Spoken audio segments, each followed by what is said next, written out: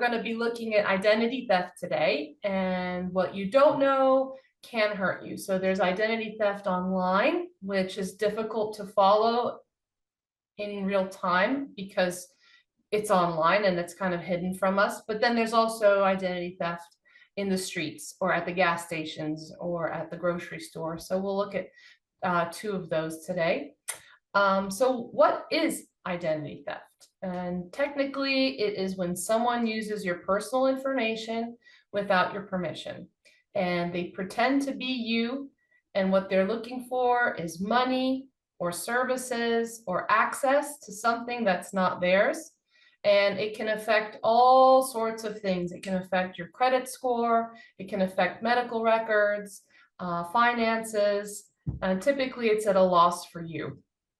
So identity theft has always been a scammer's choice, but what's different today is the rise of AI, and we will look at that also today. The thing about AI is, and for those of you who've been with me before, it's a language learning model, so it's constantly evolving. And these big companies with these big budgets to create these AI systems, they have to feed the information first so that it can start learning. And if we take social media accounts like Facebook or Instagram or Pinterest, or these accounts we've created has created a data pattern which these language models are learning from. But what it's also done is anything that is of value to us, like our identity, which would be our face, it could be our voice, and it is our likeness. So if we have certain quirks, or if we're an athlete, or if we have certain pieces that are true identity, like that that's that person, or they might look like that, but they know because of likeness. And actually it's called NIL, name, image, likeness. The rise of AI has stripped those data points from our pictures and videos we've posted online. And now these scammers can use that to their advantage, duping us normal folk, and they're very good at it. So it is at an all-time high. And it's not just about, scamming the old-fashioned way anymore. It is pretending that maybe someone is your financial advisor and they're calling you with his voice, and you think it's your financial advisor and it's not. A typical one is a family member, and they're getting these pieces of data from social media that we've posted online.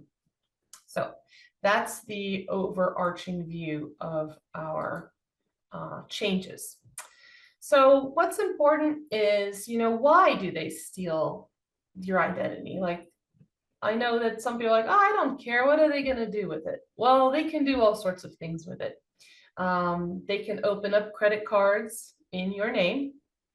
They can also use the credit cards that you already have, confirm their identity, and put purchases on credit cards that you already have open.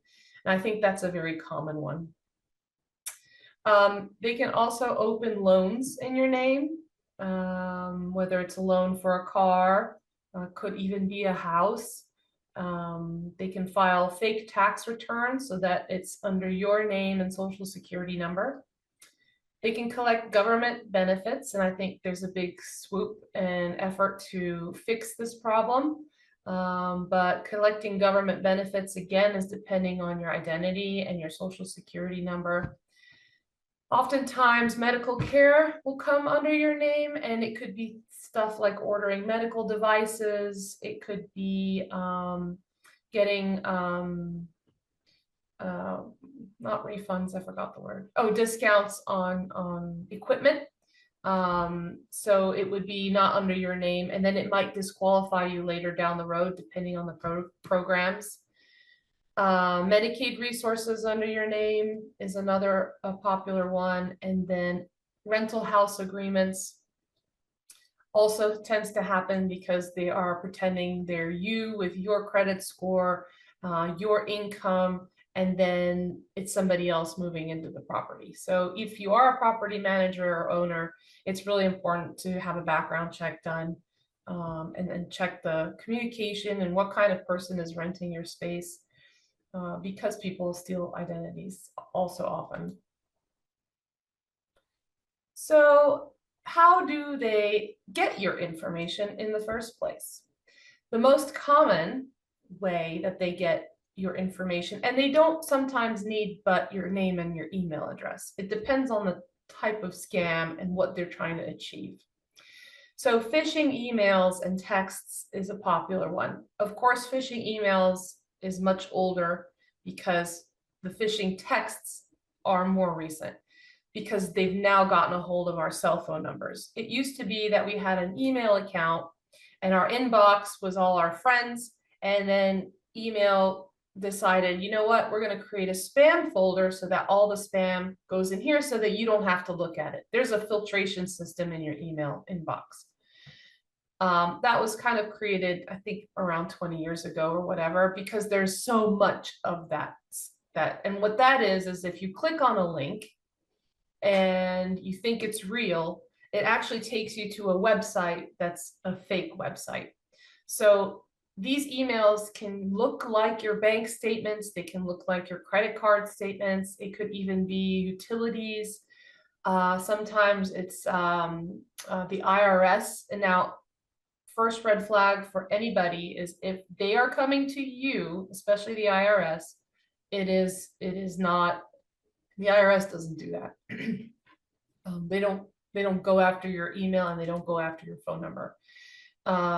Typically that's going to be a scam artist. So you need to be wary of unsolicited emails or messages, and especially on your phone. I just spoke with a lady 2 weeks ago, and she thought it was her banker who had sent her a text, and he asked her to click on the link.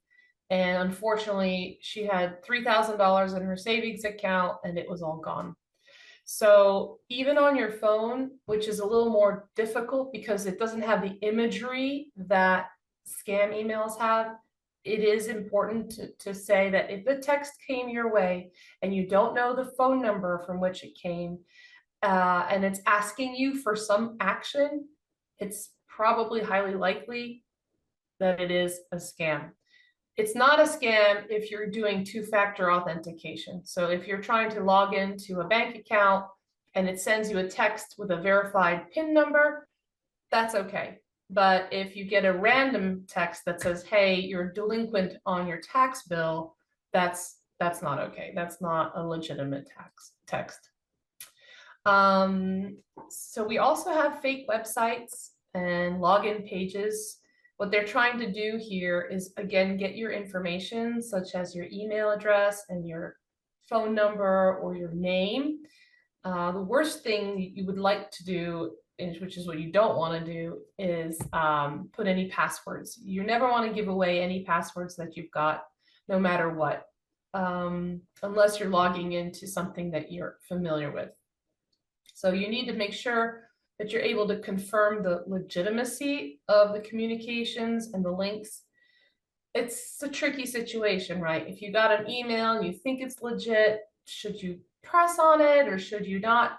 I would say your first warning is that if it came through your spam folder, leave it in your spam folder.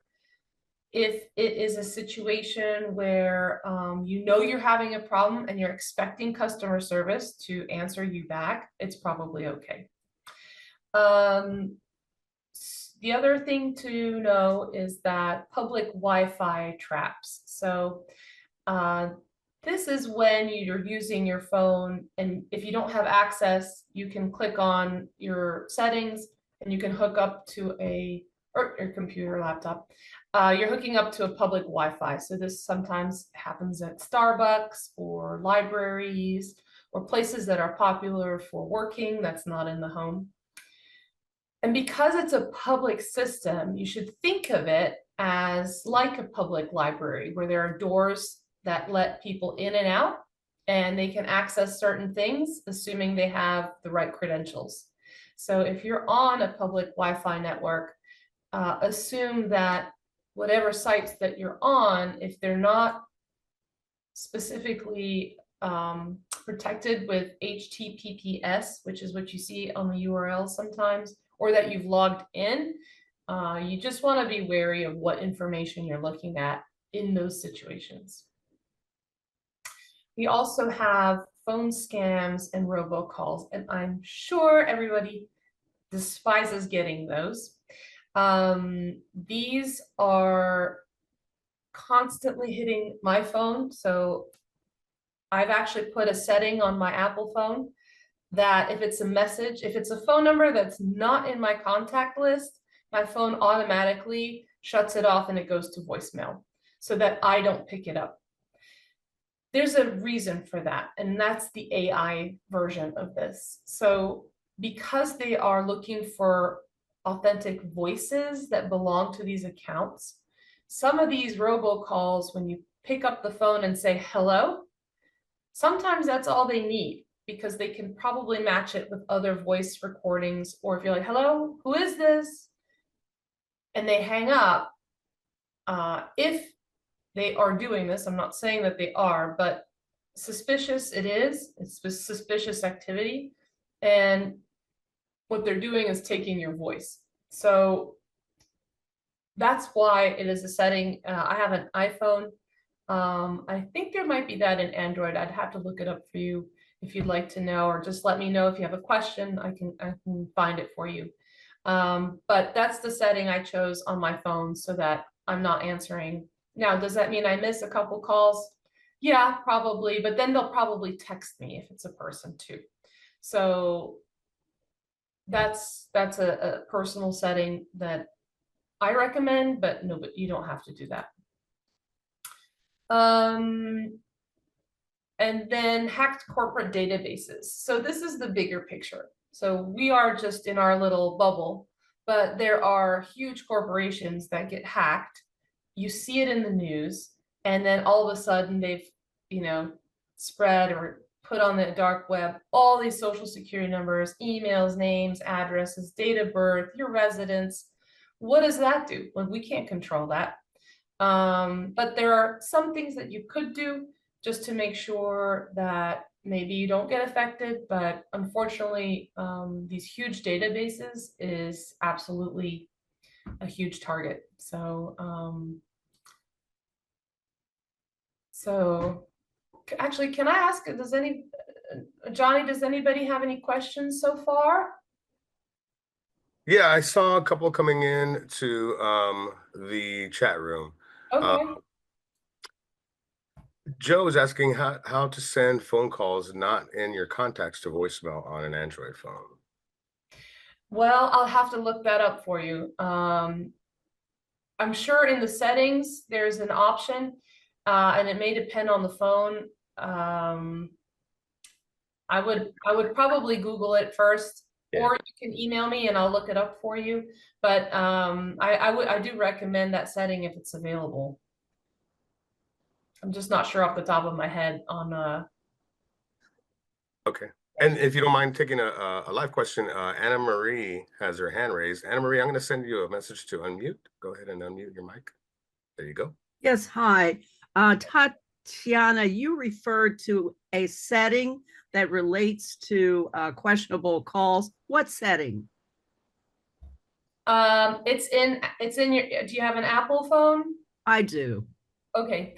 Maybe Johnny, could I just send out a sheet to everyone and I could put the directions on there for everyone to have?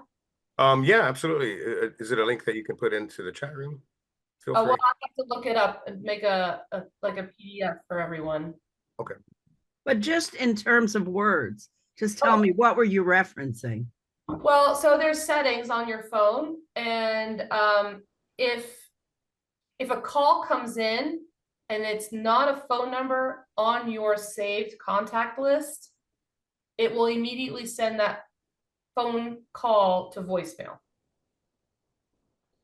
That's What setting do you use for that to make that happen?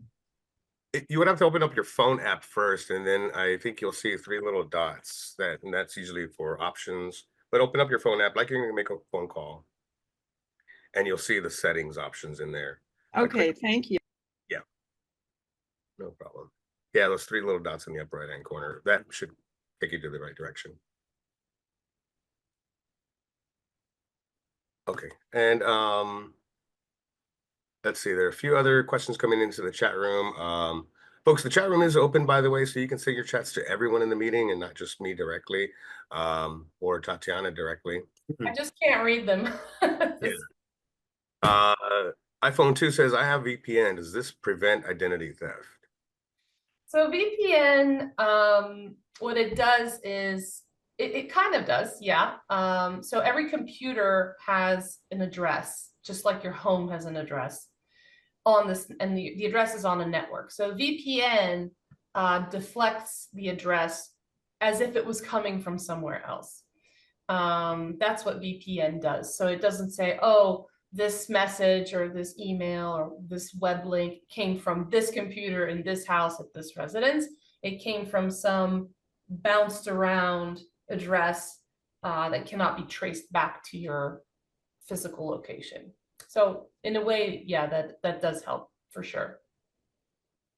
Okay, great. And Lynn Surum says, can't they still steal your voice from your voicemail message?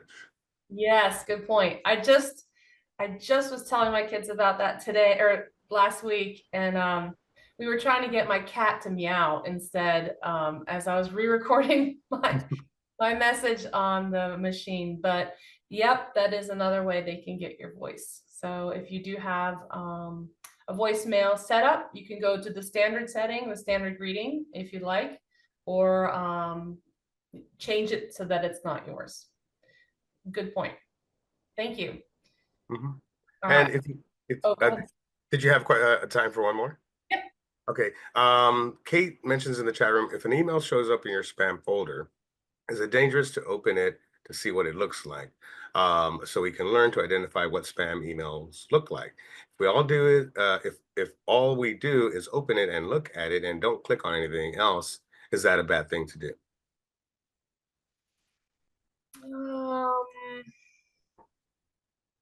Maybe. I know that I can help with this question. I know that in some of our classes, where we discuss, phishing emails, spam emails, sometimes we might open up an email by accident. It's probably not, good to do it regularly, but if you open it, it's not a bad thing necessarily, but definitely do not click on any links, do not reply, do not even unsubscribe, click on that unsubscribe, because if you didn't subscribe to the email yourself, then unsubscribing to that email, whether it's a spam or phishing email or whatever, we'll just kind of let that sender know, hey, this is an active account. Somebody's checking these emails and opening them. So just try not to click on anything if you happen to accidentally open up a spam or phishing email. Delete it, report it, and things like that. And sometimes you might have to look into your spam folder to find legitimate emails, and you might end up actually accidentally clicking or opening up a spam email as opposed to the email that you were sent. Sometimes when an email is sent to you from like a new person, like maybe a new doctor you're seeing sends you an email, your email service may recognize it as spam, and you might not see it in your inbox, so you'll have to go and look for it. So that's how sometimes people might open up a spam email by accident. Yeah, I would concur with that. Also, first red flag is it's in the spam, and like if it's like a medical record or something and you're expecting that email and it ends up in spam, then it should be okay, because you're in that conversation. But the flip side is if it looks legit and you're looking at it and it came through spam and it's a bank statement and you're like, oh, maybe, and then you end up clicking on it, then maybe you shouldn't have. So I recommend both. I mean, better judgment, use your better judgment, look at your situation. Did they come to you? Is it something you need that you already reached out for? And just be wary about clicking on links. Totally right what Johnny said. All right, I'll continue if that's okay for right now. I'll come back to questions. Okay. Okay, so we have traditional identity theft, which is not online. We have stolen mail out of the mailbox, age-old scam, but people still get a lot of mail. It's happened to us numerous times. And then there's something called skimming credit cards and then shoulder surfing. I just have two little quick videos that I would like to share. And please let me know. Lewis here from Experian. Let's talk card skimming, or how criminals steal your card's information. Card skimmers are devices that criminals install on card reader, and the devices steal information that criminals use to create copies of debit, credit, and even benefits cards, such as EBT cards. You'll most commonly find these at ATMs and gas station pumps, and sometimes inside stores at the point of sales terminals. Now, there's been a recent surge in card skimming, so I want you to be extra careful. If you insert or swipe your card at a compromised location, your transaction might go through. You won't realize anything's wrong. However, the skimming device copies your card's information, including its number and expiration date. A few days or weeks later, you might start noticing fraudulent transactions. Now here's what's going on. Whoever placed that card skimmer came back to collect all the stolen details. Then they might sell that stolen card information online to other criminals, or they could just use it to create counterfeit cards, head to the nearest ATM and pull money from your bank account, or they might even just go on a shopping spree. Now, card skimming's been around for decades. It's really nothing new, but the skimming devices and technology have evolved. Remember when all your cards started getting little chips in them? New shimming devices were created to steal data from those chips. Now, criminals can't replicate your card's chip exactly, but they might get enough information to create a counterfeit card with a magnetic strip, and those cards can sometimes get past merchants' protections. And the skimming and shimming devices are also getting smaller, and they're now harder to detect. And in some cases, they'll even put pinhole cameras or thin keypad covers to capture whatever PIN or zip code that you type when you're using a card. Now, I know all of this might sound pretty bleak, but rest assured there are ways to protect yourself. So let's go over 3 simple solutions. First, you can use the safest payment option available. A mobile wallet or contactless card are going to be your best options. Otherwise, inserting your card's chip is still safer than swiping your card. And for those of you who have benefit cards that don't have chips, swiping might be the only option. So consider changing your PIN right before your benefits are issued to help protect your account. And second, you can cover the keypad to stop nearby cameras from capturing what you type. Third, check for signs of a card skimmer. You can try to compare the card reader that you're using to nearby ones to see if anything is different. An extra piece of plastic poking out, or even different colors, could indicate there's a card skimmer.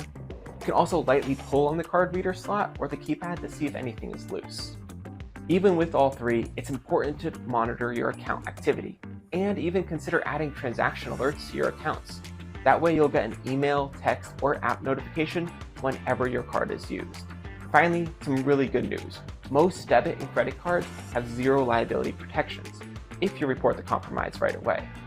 You also might be able to get stolen SNAP benefits refunded, but that process can depend on where you live. Still, I know getting a replacement card and waiting for a refund can be a bit of a hassle. So, the best options are using the safer payment methods when available and keeping a close eye out for card skimmers.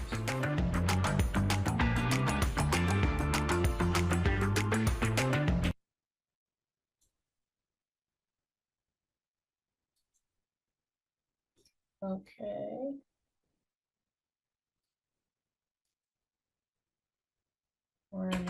Okay. And actually, a side note to that video is banks are really big into fraud monitoring right now. And if something, you can also, depending on the bank, I'm sure you could probably ask your bank, but there's a setting that if a charge is over a certain amount, that you get a text message confirming that you are making that purchase. So if it's like an amount over $50 or $100 or $200, and you want to be sure that it's not a surprise, they will text you to confirm it before they authorize the payment to be released from the bank. Another one is shoulder surfing at the ATM. I have another really quick video here. Imagine enjoying a cup of coffee and catching up on work at your favorite cafe. But what you don't see is the person behind you watching your screen. This is called shoulder surfing, and it happens more often than you think. Shoulder surfing occurs when someone steals your private information like your password or bank details just by watching you enter it. Shoulder surfing can happen at ATMs, coffee shops, airports, anywhere you use your device in public. If shoulder surfers can see or hear something, they may use it. That can lead to stolen money, hacked accounts, or even identity theft. So how can you protect yourself from shoulder surfers? First, use privacy screens on all your devices so prying eyes can't see your screen. You can also use your hand to shield your keyboard when typing sensitive information. Use a password manager like Keeper to autofill your credentials instead of typing them out. Position yourself strategically. If you sit with your back against a wall, no one can see over your shoulder. Adjust your screen brightness. The dimmer your screen, the harder it is for others to read from a distance. Wait to take phone calls about sensitive information until you're in a private place. Also, avoid working on confidential tasks in public. And always lock your device when you're not using it. Cyber threats don't just exist online, they can start in the real world. Stay alert and add an extra layer of security by trying Keeper, which can protect your passwords with its convenient autofill feature. I'm not saying use Keeper, but it was a good video, just to show you what shoulder surfing is. So let's. Lewis here from Experian. Imagine Let's talk enjoying a card cup of skimming. coffee. Okay, sorry. So with AI, this is the one that's very personalized. This is the one where they're using information that is familiar to you.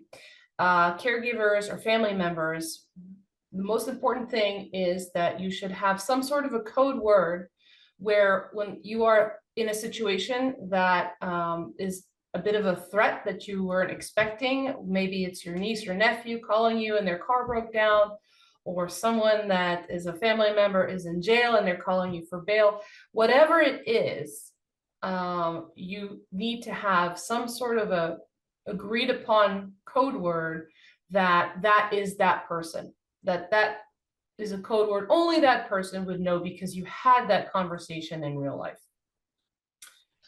Misusing checks or bank cards, always check your bank statements, and then stealing social security numbers. That's difficult to monitor because you may only find out at a later point in time, whether it's maybe tax season or maybe you're applying for something like a loan that needs your social security number. Of course, if you do suspect any fraud, the first thing you should do is report it to both local authority and the IRS, which I have actually later on in here. I have a QR code. If you want to scan it with your phone, I made a booklet with all the numbers that you would want to use if you needed to report any scams. That'll come up at the end. So I have another little video here with AI voice cloning, just so you can see it in action. A terrifying AI scam is popping up in our area. Scammers are using artificial intelligence to mimic the voices of loved ones, creating a nightmare scenario that feels too real to ignore. 5 on Your Side's Paula Vassan has been digging into this disturbing trend and what you can do to protect your family. Paula? Well, scammers are using AI to fake voices, making parents believe their children are in danger. Recently, a Jefferson County mother got a call, her daughter sobbing, but it wasn't real. The FBI says these scams are surging, and experts warn they're harder than ever to detect. Just hours ago, a Jefferson County mother posted this on social media. She says she heard a man on the phone who appeared to be with her sobbing daughter. "Don't say it can't happen to you," she wrote, "because when it involves your child, it's easy to fall for." The mother was not available for an interview, but her post serves as a wake-up call about the way AI is being used to scam people and take their money.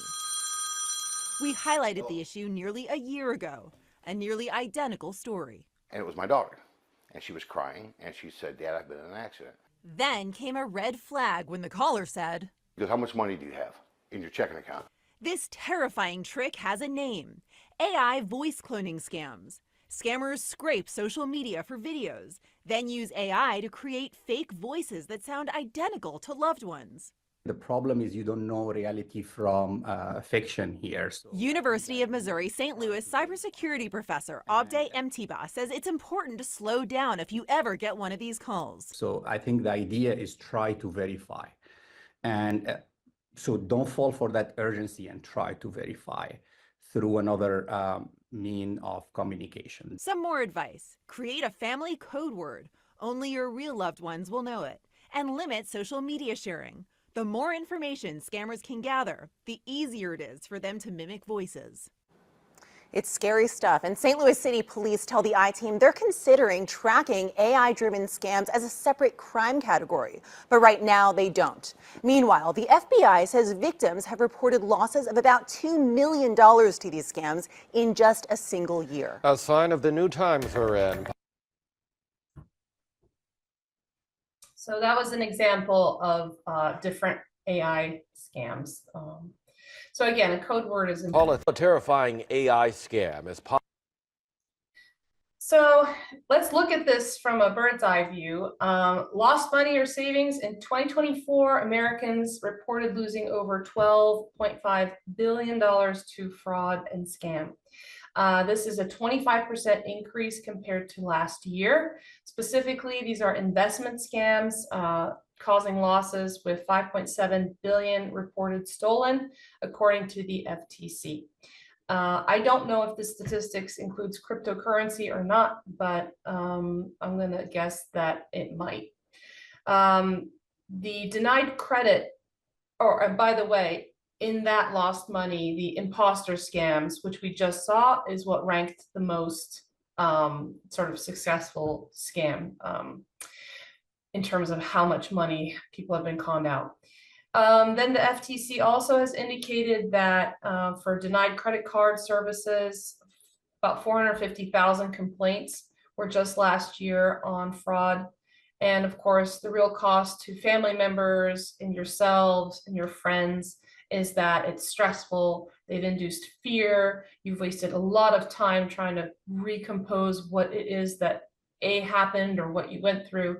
And then if it goes so far as to pursue legal issues, and then also maybe dealing with debt collectors that you didn't have to deal with, that's the price of being a victim to these thefts, which I hope that we can hopefully get some word out that you guys can protect yourselves and your families, because AI is just getting really good at it. And I pulled out a couple famous cases here. I thought you might find this interesting. The most famous corporate cases that data has been stolen, hacked, and sent to the dark web where people buy it was 70 million customers through AT&T 2 years ago, sorry. 23andMe was a big one.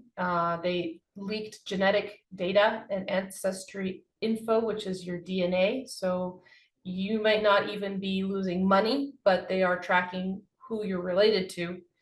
As a side note, 23andMe went bankrupt. The CEO, her name was Anne Wojcicki.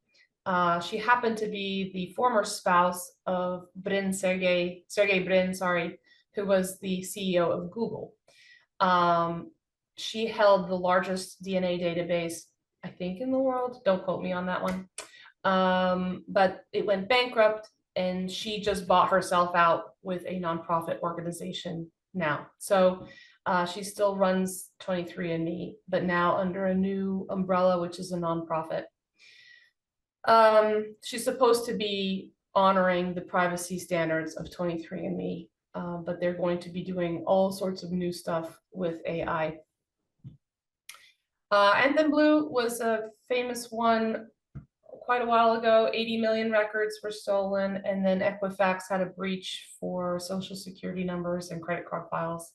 147 million people. So chances are that there's some data of yours out there, maybe. But again, those are that stuff we can't fix ourselves. A really famous scam was a Roop conglomerate. It was a Zoom call by a fake employee, and he literally walked away with $25 million. Let me show you this. What I wish I knew about deepfakes before losing $25 million.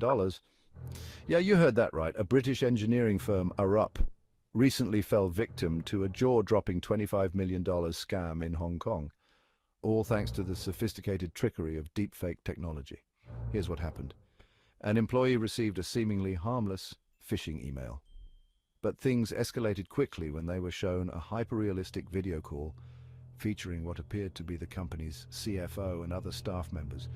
Fooled by the impeccable deep fake, they transferred the funds. Just like that, $25 million vanished. While Arup's financial stability remains intact, this incident screams a wake-up call. Deep fake technology is getting scarily advanced, and cybercriminals are leveraging it in terrifyingly convincing ways. Authorities worldwide are on high alert, but it's clear we all need to up our game in spotting these digital deceptions. Stay alert, stay informed, and remember, not everything you see is real. Thanks for watching, and stay safe out there. Yeah, so that was that interesting story. And then the last one I have for you is a near theft. It was Elvis Presley's mansion. And happening right now in the WREL Live Center, we're following some breaking news. A Missouri woman was arrested today on federal charges in connection to extort Elvis Presley's family out of millions of dollars and steal ownership interest of Graceland. We have a picture of the woman. This is her. Her name is Lisa Findley. She was charged with mail fraud and aggravated identity theft. She will make her initial court appearance today. In the plot, she allegedly falsely claimed that Presley's daughter, Lisa Marie Presley, had pledged Graceland as a collateral for a loan that she failed to repay before her death. She created false documents and sought to extort a settlement from the Presley family. Again, she is due to make her first initial court appearance later today. Today is actually the day that Elvis died back in 1977. And happening right now in the What I wish I knew about deepfakes before losing $25 million. Sorry. I just thought that story was incredible. So she had orchestrated a whole loan scheme and went so far as to go for the Elvis mansion. So anyway, a recap is, what do? They sell it on the dark web. They create fake identities. They commit fraud. It could be insurance fraud. It could be loan fraud, financial fraud. They could rent apartments in your name. This is what we don't want to have happen to you. How to spot it early: check your statements regularly, look for unfamiliar bills and charges.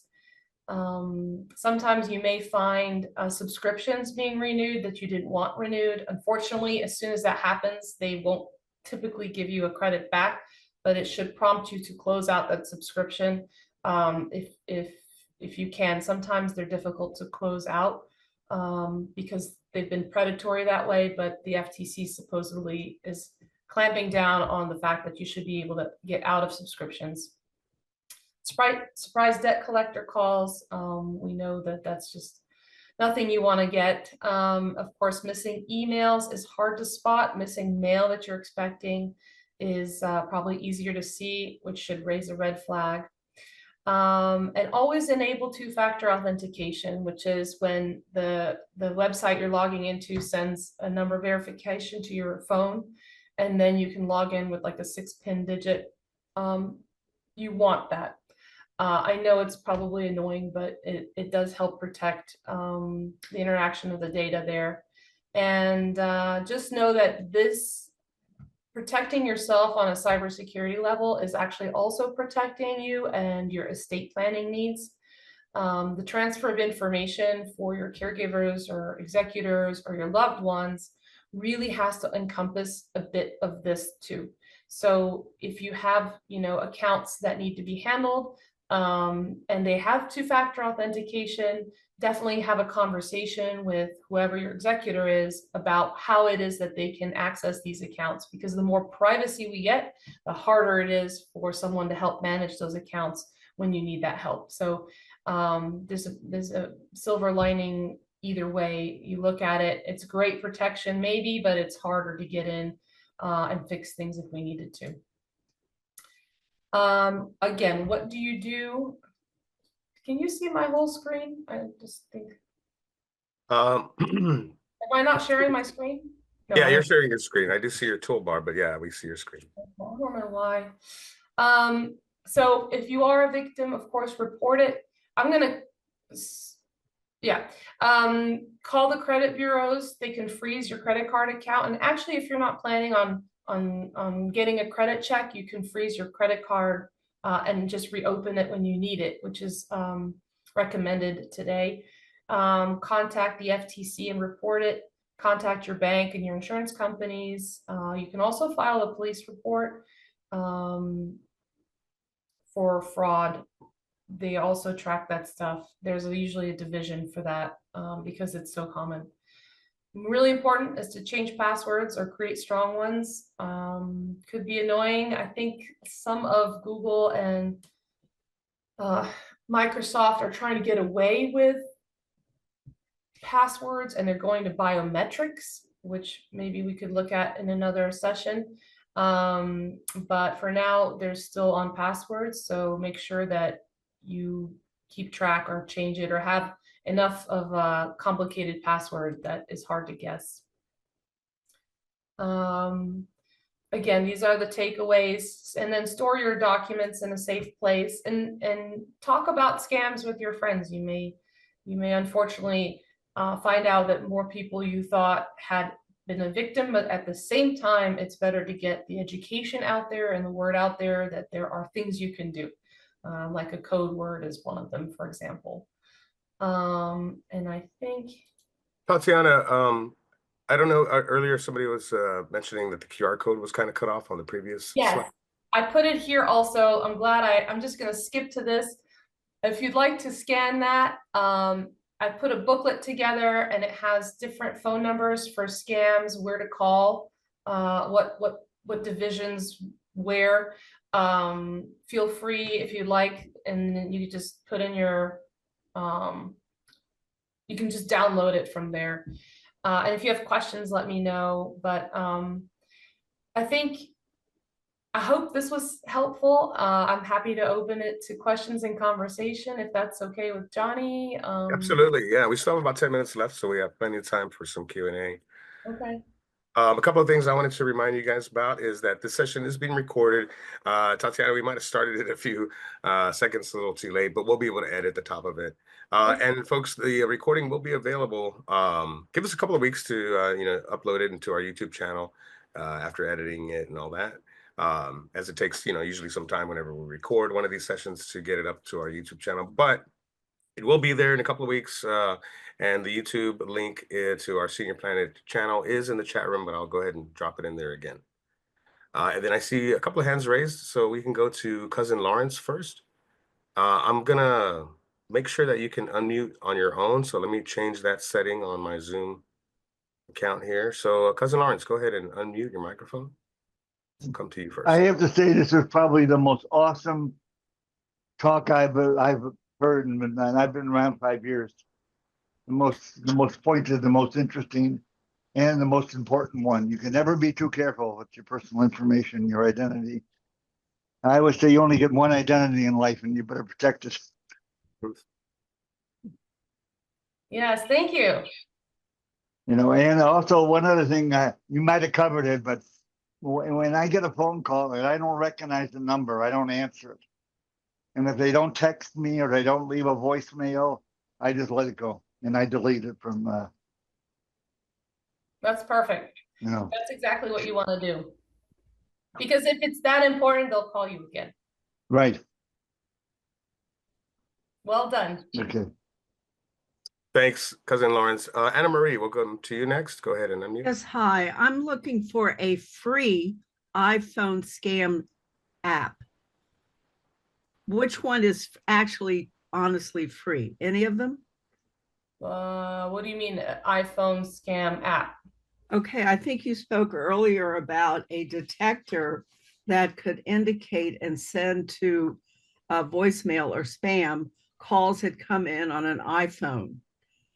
Oh, it's a setting on your phone. It's not an app. You can go to the original settings within like. What's it called? What's it called so I can Google it? It's the phone app. So the app that you have to open up to make a phone call. Yeah, but it doesn't. I did that while we were online. So once you open up your phone app, you should maybe look in the upper right hand corner and look for 3 little dots. Yeah, I didn't see any 3 dots. And you're using an iPhone, right? I am iPhone 16.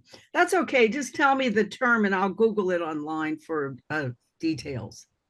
Is it Well, just called scam if I could detector? Google it, I would just put exactly that. How do I get a phone number that's not in my contact list to go directly to voicemail? Okay, we'll do that. I would do exactly that. And AI will find it for you. Hi, there's a tips in the iPhone. There's a tips area. You can find anything. If you need your in the information, you can find anything there. Thank you. I suggest you look in tips. And then also, if you go to your settings, Anna Marie, you can go to your settings and then scroll until you find your phone app.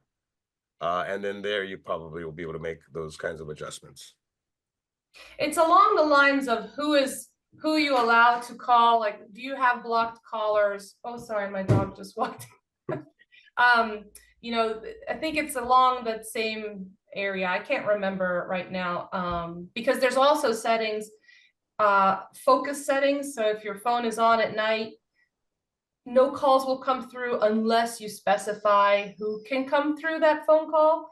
So I think there's a variety of ways you can figure it out. And because there are a lot of different models of iPhones, a lot of different models of Android phones, it probably would be best to call the senior tech support hotline number. And I put that information in the chat room. It's on the front page of our website. So if you guys have any specific questions about your specific model of phone, that would be a good route to go to as well. Plus, you can also email Dave if you're a regular and you have Dave's email. I'll put that information in there again. He does also offer on his own time an Apple Addicts class, separate from Senior Planet. And you can email him with your specific Apple questions too. So there's a few different resources that you can reach out to. Herman's hand is raised, so we're going to go next to Herman.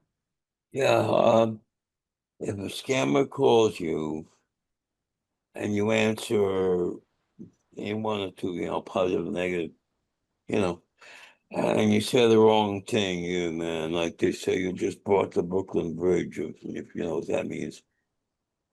Okay. What should you do? Or no, if you say the wrong thing to them, to a scammer, then as they say, you just bought the Brooklyn Bridge, if you know what that means. Ever hear that? You bought the Brooklyn Bridge? Means you've been scammed. You've been, is that like buying the Elvis mansion? Yeah, exactly. Yeah, you just want to have your wits about you, especially when you pick up the phone. Yeah. It's unfortunate. All right, and then we have Molly's iPad. Your hand is raised. Go ahead and unmute. Hi, I'm not seeing the PDF link with the QR code. I'm on a tablet. Is that in there or? Yeah, it's right in the middle of the screen right now. What do you see in the middle of the You screen? may need a device to scan it from your screen. Well, I've got it set to seeing the participants because I wanted to see whose hand was up. I'm not very used to the tablet. I'll look again. I think Johnny will have the slide deck for Dave's. Yeah, Molly, yeah, you can always reach out to Dave. I'm going to share what Tatyana shares with me. I'll send that over to Dave, and it'll be the slides and.